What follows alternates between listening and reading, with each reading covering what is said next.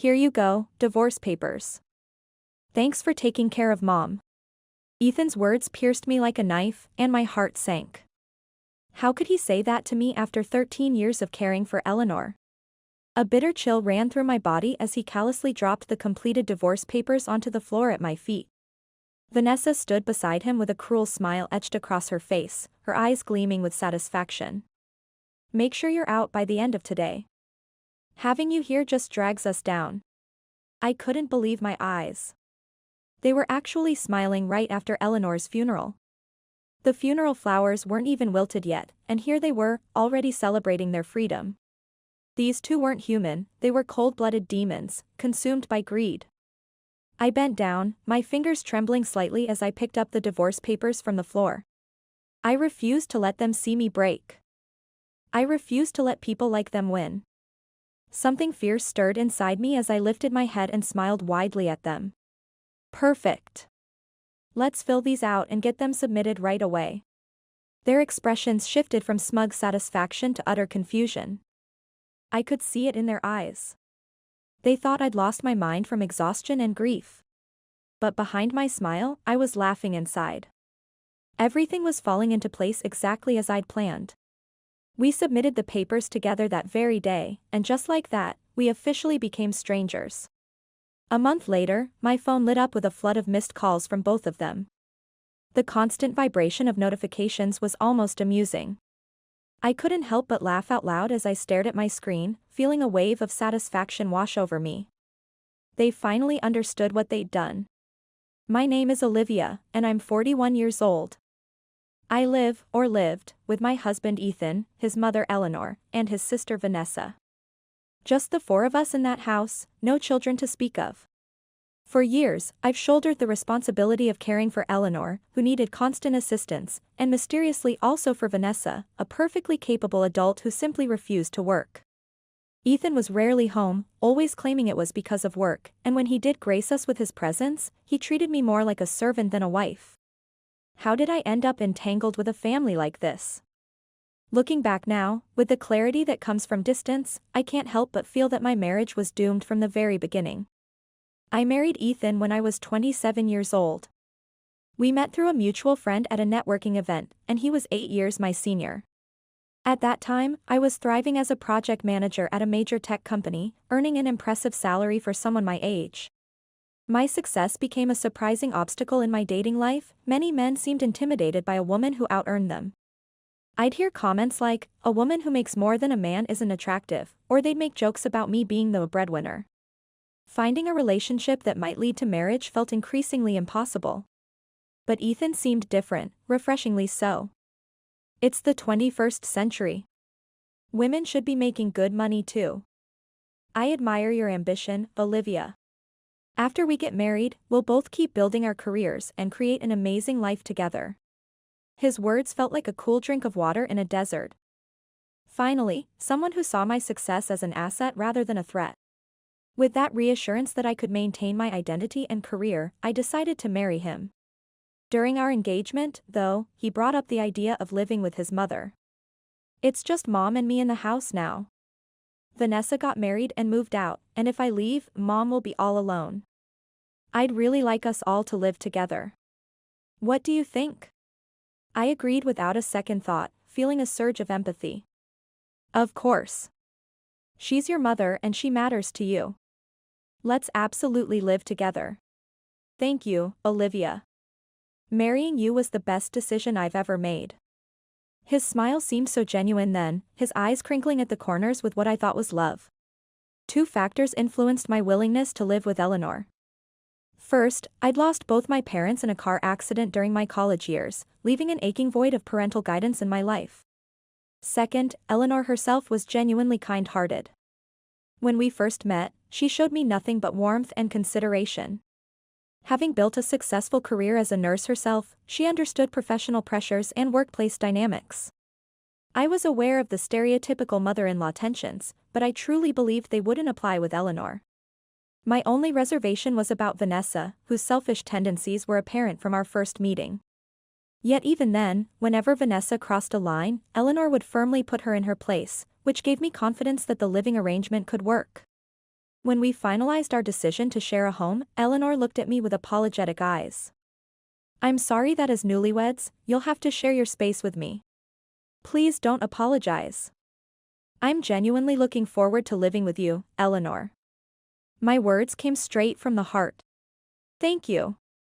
I'm relieved to hear that. And don't worry about the housework. I can still manage everything just fine. Her smile was warm and reassuring. When we began our life together, Eleanor was already 70, having married later in life. She had Vanessa at 32 and Ethan at 35. True to her word, Eleanor loved staying active and handled all the household chores. Thanks to her support, both Ethan and I could fully dedicate ourselves to our professional lives. Just a year later, everything changed in an instant. My heart nearly stopped when I heard Eleanor's terrifying scream followed by a series of thuds. She had fallen down the stairs to the second floor, breaking her back and thigh, leaving her bedridden. The accident happened when only the two of us were home. Ethan and Vanessa rushed over and immediately turned their fury on me. Ethan's face contorted with rage as he shouted, "This wouldn't have happened if you'd been paying attention." Vanessa chimed in, her words dripping with venom. "That's right. You're living here and benefiting from her help, and now look what's happened. You're a complete failure as a daughter-in-law." Their accusations crashed over me like icy waves. They placed all the blame squarely on my shoulders, and because the accident had occurred while I was at home, I crumbled under the weight of their harsh judgment. "I'm so sorry," I whispered, my voice breaking. Ethan's eyes were cold as steel. "This is completely unacceptable. You're going to take full responsibility and manage your job while caring for Mom. And don't expect any help from us. This is all on you." I nodded numbly. I understand. My mind was in a fog. The shock of seeing the once vibrant Eleanor now confined to a bed was overwhelming. The guilt they planted took root, and I began believing it really was all my fault.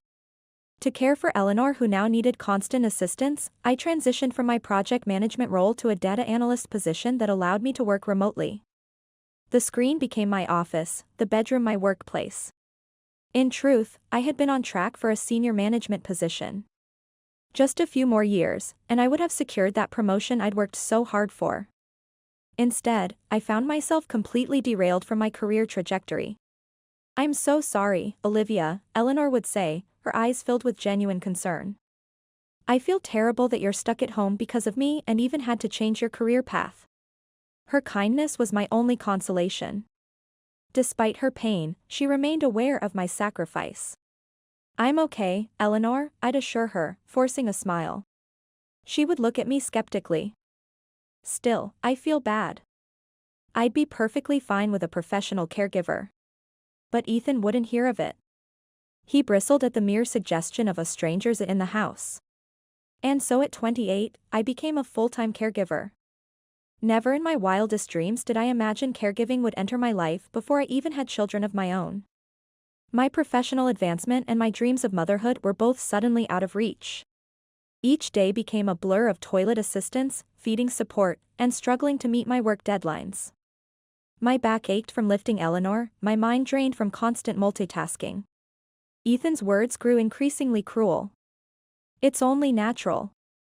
Don't you dare reduce a single dollar of what you bring into this house. Balancing caregiving with work is simply what a wife should do." My love for him withered and died. Looking back with clear eyes, I realized his early support for my career had nothing to do with believing in me. It was only because he saw me as an additional income stream for the household. Divorce crossed my mind daily, but I couldn't bear to abandon Eleanor in this condition.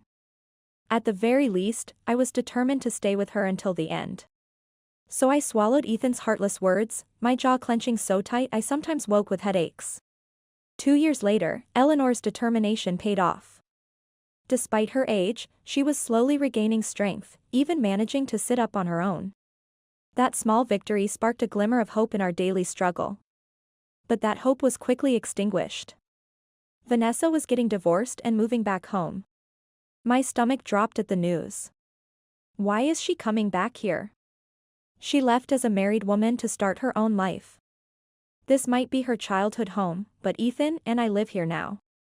That's what ran through my mind, though I kept my thoughts to myself. But when I cautiously raised concerns, Ethan dismissed them with a wave of his hand. Well, this is her family home. She was a stay-at-home wife with no money. Letting her stay here isn't unreasonable. Don't be so heartless. What he conveniently failed to mention was that Vanessa's divorce stemmed from her own infidelity. Her ex-husband Gregory had been granted custody of their young son Noah. And she now owed both alimony and child support. Bringing her and all her drama into our already strained household felt like inviting a tornado into a house of cards. But I had no standing to interfere in their family matters, so I reluctantly agreed to her moving in, my heart heavy with dread.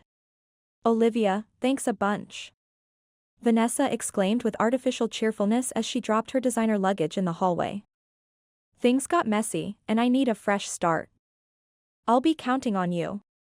Without a hint of remorse, she promptly kicked me out of my own bedroom, claiming it was always her room anyway. Fighting back tears, I moved my belongings to a makeshift corner in the living room. I tried to stay positive. She might be difficult, but Eleanor is still her mother. Surely she'll help with the caregiving. I clung to that faint hope, only to have it crushed immediately. Why should I do any caregiving? Vanessa scoffed when I suggested she help. It's better for an outsider like you to handle it, right? Besides, you work from home, so you obviously have the time. My patience was wearing thin. But Eleanor needs more help at night now, and I'm exhausted. Any help would be appreciated. Vanessa looked at me like I'd suggested she walk on hot coals. Toilet assistance? Are you kidding me? Expecting me to pitch in is just plain audacious. And that was that. Vanessa never lifted a finger to help with Eleanor's care, marking the beginning of my true nightmare. She lounged around the house without working. And when she ventured out, it was only to shop extravagantly with money she didn't have. She never cooked, never washed a dish, never ran a load of laundry. Somehow, I became her caretaker too, adding her endless demands to my already overwhelming responsibilities. Vanessa insisted that all of this was simply my duty as Ethan's wife. And as if the extra work wasn't enough, she constantly belittled and criticized everything I did. Hey, didn't I tell you I need my clothes washed with that specific fabric softener? She'd snap. Can't even handle a simple load of laundry, can you? Or she'd wrinkle her nose at dinner. Olivia, your cooking is just so heavy. Can't you make it a bit healthier? Poor mom has to eat this too, you know. Her favorite tactic was attacking my appearance. Olivia, are you seriously younger than me? You look so worn out. You're practically a grandma already. Vanessa seemed to derive perverse pleasure from tormenting me. She approached it like some sort of twisted game, a cat toying with a cornered mouse. Before her accident, Eleanor would have immediately put a stop to this behavior, but now bedridden, she no longer had the strength or authority to intervene. Since Vanessa's return, Eleanor seemed to be growing weaker, and perhaps it wasn't just my imagination. As for Ethan, he remained deliberately blind to the situation, even when it played out right in front of him. I had completely given up expecting any support from that quarter. Then one night, I stumbled upon a devastating truth. After helping Eleanor to the bathroom, I headed downstairs for a desperately needed cup of coffee. As I approached the living room, I heard Ethan and Vanessa chatting over drinks. I froze outside the door, my hand hovering over the handle. Olivia's working herself to the bone, and we don't even have to touch mom's inheritance, Ethan said, his voice laced with satisfaction. My blood ran cold. They were talking about me. Vanessa's reply made my stomach turn. You really found yourself a good little servant. She works remotely, brings in money, and takes care of mom with total dedication. This way, we won't have to dip into mom's savings, and the inheritance for us will be even bigger. Got it. Don't ever let her use money for caregiving. Ethan's voice was firm. Of course not. I've told her repeatedly it would be cruel to put mom in a facility or hire outside help. She's managing fine for now. She can keep going until mom passes. And what once mom's gone? Vanessa asked, her voice dripping with curiosity. I could practically hear their smug smiles in the silence that followed. We'll kick her out. I sank to the floor, my legs no longer able to support me. My hand covered my mouth to stifle any sound. To Ethan and Vanessa, I was merely a convenient caregiver for Eleanor, someone to be discarded once she was gone. Deep down, I'd suspected as much. I had already resolved that once this chapter closed, I would walk away without looking back. What truly broke my heart was the realization that they harbored no genuine love for Eleanor. They refused to spend a penny of her savings on professional care, determined to preserve every last cent of their inheritance. It was revolting to discover their motives for this living arrangement were purely financial. I had never fully grasped the depth of their greed and shamelessness until this moment.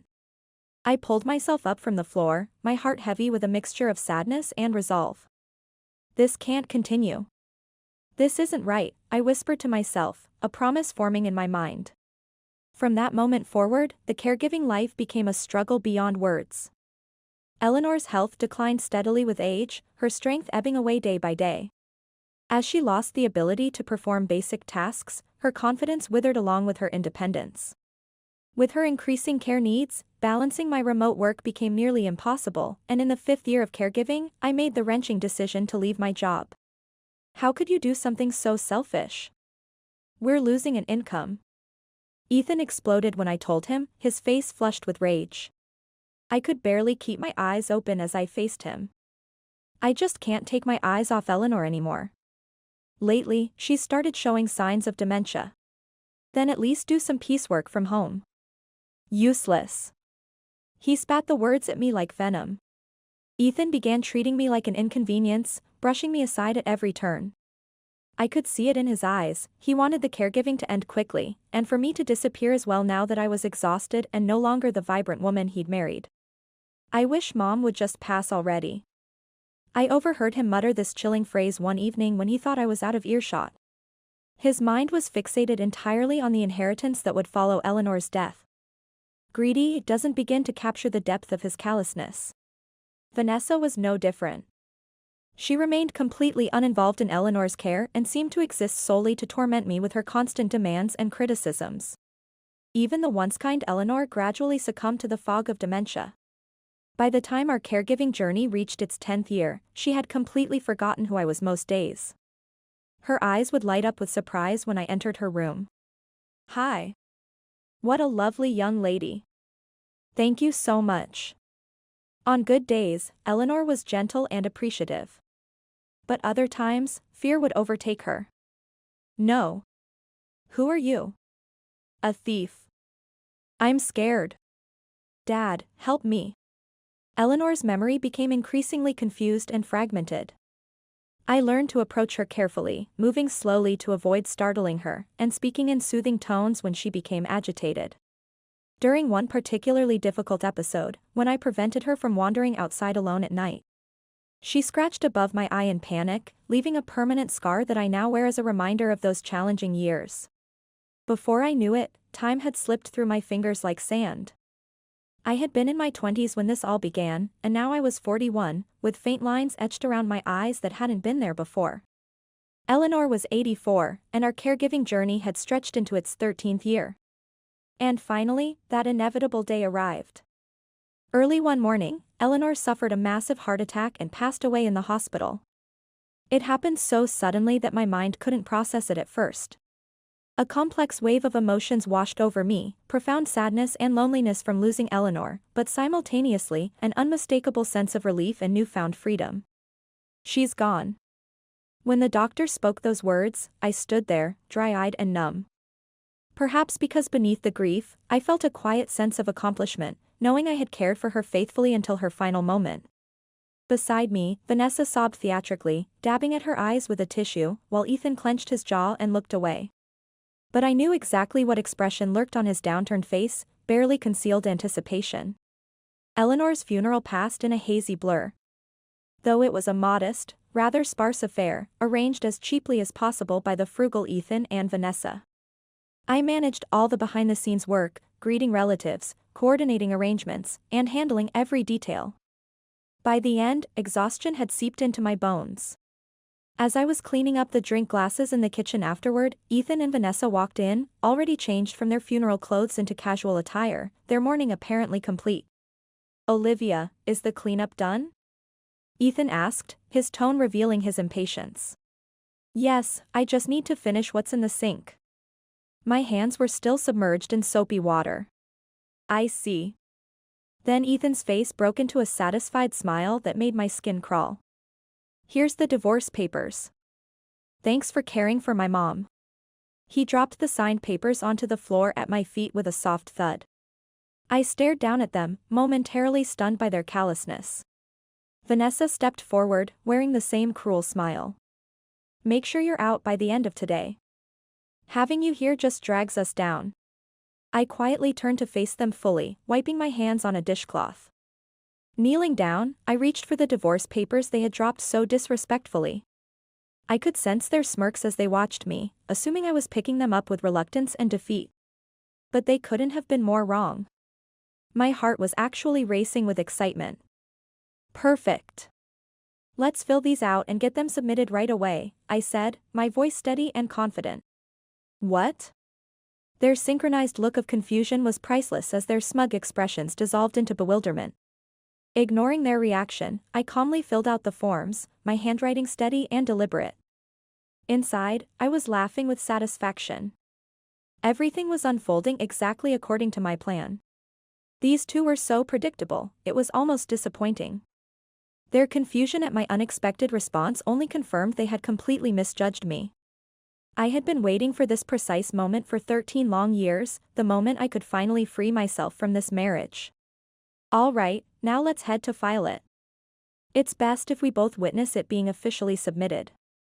I clicked my pen closed with finality. Right. Ethan snapped back to attention, nodding in agreement as he tried to regain control of the situation. He snatched the divorce papers from my hands. Fine then. Go get changed. That gloomy funeral attire won't do any favors with the office staff. Calling it gloomy right after his mother's funeral. These two felt absolutely nothing about saying to their own parent. Understood. I left the living room, but not before catching snippets of their bewildered conversation behind me. What's with her attitude? She should be more upset. This is no fun. Come on, she's just putting on a brave face, obviously. But once she's officially out of here, we're free. Legally, she doesn't have any claim on the inheritance, though knowing Mom, she might have left something for her. Best to get her out before she figures that out. Exactly. Mom's jewelry and designer items are all mine. So that was their plan, exactly as I had anticipated. I sighed quietly. Their rush to evict me immediately after the funeral was simply to ensure I couldn't claim anything Eleanor might have left for me. Classic tactics from two people consumed by greed. Sorry to keep you waiting. Let's go. I returned, composed and ready. You're slow, always causing trouble right up to the end. I've put your things right there so you can leave right after filing. Sure enough, in the corner by the entrance sat my bag. All my belongings. Or at least what they thought were all my belongings, fit into it easily. With the bag in hand, I got into the car with him, my heart lighter than it had been in years. I submitted the divorce papers right after Eleanor's funeral, officially becoming a stranger to them. In front of the courthouse, I said a simple without getting back in their car. Well then. You're such a gloomy woman to the end. It's a relief knowing we won't see you again. Don't ever come back. You're not getting a single cent from us. Not that I'd ever want to return. There was nothing left for me in that house now that Eleanor was gone. I turned and walked toward the station, feeling lighter with each step. A month later, I woke to find my phone flooded with missed calls from Ethan and Vanessa, nearly 100 in total. I sighed at the annoying sight first thing in the morning. I now lived in a luxury condominium far from their neighborhood. Since the beginning of our marriage, I'd maintained separate accounts Ethan knew nothing about, giving me financial independence. I'd taken to leaving my phone in the living room at night. Seeing all those missed calls made me laugh. They must have finally discovered something, but I felt no obligation to respond. As I reached to block their numbers, another call came through, and I accidentally answered. Ethan's angry voice blared from the speaker. You took Mom's money, didn't you? Of course his first concern was money. What are you talking about? How the hell are you listed as the beneficiary on the life insurance? That's absurd. That's what you say to your ex-wife who cared for your mother for 13 years? Unbelievable. He went silent, shocked by my confidence. This was the first time I'd ever stood up to him. I decided to finally speak my mind. Eleanor herself changed the beneficiary. She wanted to leave me something for my years of care. That's a lie. It's not. Check the date on the paperwork. She was fully aware when she did it and even consulted an attorney. I remembered when Eleanor was still lucid, before her dementia. Olivia, I feel so guilty for all you've done. Please accept this as my thanks. She initially offered me her jewelry, but I declined. Still determined, she changed her life insurance beneficiary. The inheritance will go to those two anyway. Life insurance isn't part of the estate, they can't take that from you. I wouldn't be at peace if you received nothing after all your care. Eleanor understood her children's nature perfectly. I accepted her gesture gratefully and renewed my commitment to care for her until the end. You manipulated Mom during her dementia. Ethan accused. Stop. Verify the date yourself if you don't believe me. Suddenly Vanessa's voice cut in. Mom had a secret account with $110,000 missing. You took that too, didn't you? Oh, you're talking about that one. Eleanor had maintained a separate savings account they knew nothing about. Before her decline, she'd confided in me about it. It makes me sad thinking of this money going to them. They'll waste it, like they've done with my other savings. She'd expressed a wish to help her grandson Noah instead. I suggested making regular gifts for his education, and Eleanor had loved the idea. I connected her with Gregory, Noah's father, and facilitated video calls between Eleanor and Noah. When Vanessa discovered this arrangement, she erupted. A gift to my son? Why didn't you go through me? You had an affair and gave up custody. Now you want to act like his mom? Gregory uses every cent for Noah. How dare you act high and mighty when you're nothing but an outsider? That's right. I am an outsider now, so we're done here. I was about to hang up, but they kept ranting. Frustrated by their persistence, I invited them to my condo. Why should we have to come to you?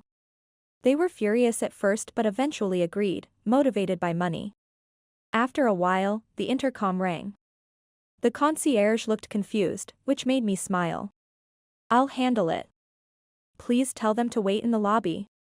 I went down and found Ethan and Vanessa standing awkwardly. Their discomfort in such upscale surroundings was evident. When they saw me, their eyes widened with confusion. Is that you, Olivia? No way, it's someone else. Free from caregiving, I had finally taken care of my appearance again. It's been a while. I stood tall and faced them. What is this place? Isn't this one of those luxury condos? How did you? I said, please follow me. In my penthouse apartment, their shock intensified at the stunning city view. How do you have so much money? Ethan immediately asked. My parents left me an inheritance that I invested wisely. I never touched it during our marriage. Why didn't you say anything? This is basically fraud. He shot back. I realized early on you were only interested in money. If you'd known about my assets, you would have stopped working and lived off my finances. Of course.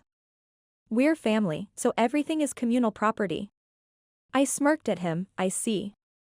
But now we're strangers. That reasoning doesn't apply. Ethan gritted his teeth in frustration, realizing what he had lost. You'll waste it all anyway. How will you pay for this place now that you've lost your job? I laughed. This apartment is fully paid for. I also have rental income from other properties.